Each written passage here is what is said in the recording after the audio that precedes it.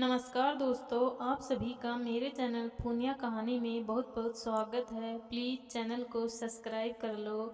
शिवजी भगवान सदैव पर अपनी कृपा दृष्टि बनाए रखें। जय भोलेनाथ। आज हम रवि प्रदोष व्रत की कथा सुनेंगे। यह शिवजी भगवान को समर्पित है। गांव में अति दीन ब्राह्मण निवास करता था। उसकी साध्वी स्त्री प्रदोष व्रत किया करती थी। उसे एक ही पुत्र था। एक समय वह पुत्र गंगा स्नान करने के लिए जा रहा था।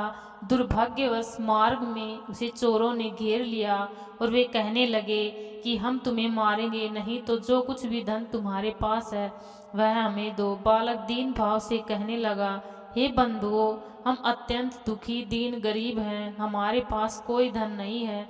तब चोरों ने कहा, तेरे पास यह पोटली है, यह दिखाओ, इसमें क्या है। उसने कहा, इसमें तो मेरी माँ की दी हुई रोटियां हैं। यह सुनकर चोरों ने अपने साथियों से कहा कि यह तो बहुत दीन दुखी गरीब लगता है, अतः हम किसी और को लूटेंगे। इतना कहकर चोरों ने उस बालक को जाने दिया। बालक वहां से चलते हुए एक नगर में पहुंचा।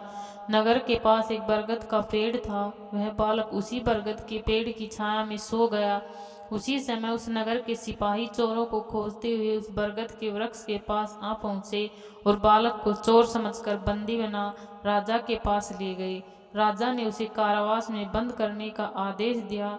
ब्रह्माणी का लड़का जब घर नहीं लौटा तब उसे अपने पुत्र की बड़ी चिंता हुई। अगले ही दिन प्रदोष व्रत था। ब्रह्माणी ने मन ही मन शंकर भगवान को याद किया। वह प्रदोष व्रत कर किया प्रार्थना की। भगवान शंकर ने उस ब्रह्माणी की प्रार्थना स्वीकार कर ली। उसी रात भगवान शंकर ने उस राजा को स्वप्न में आदेश दिया कि वह बालक चोर नहीं है, उसे प्रातःकाल छोड़ दे, अन्यथा उसका सारा राज्य वैभव नष्ट हो जाएगा। प्रातःकाल राजा ने शिवजी की आज्ञा अनुसार उस बालक को कारावास से मुक्त कर दिया।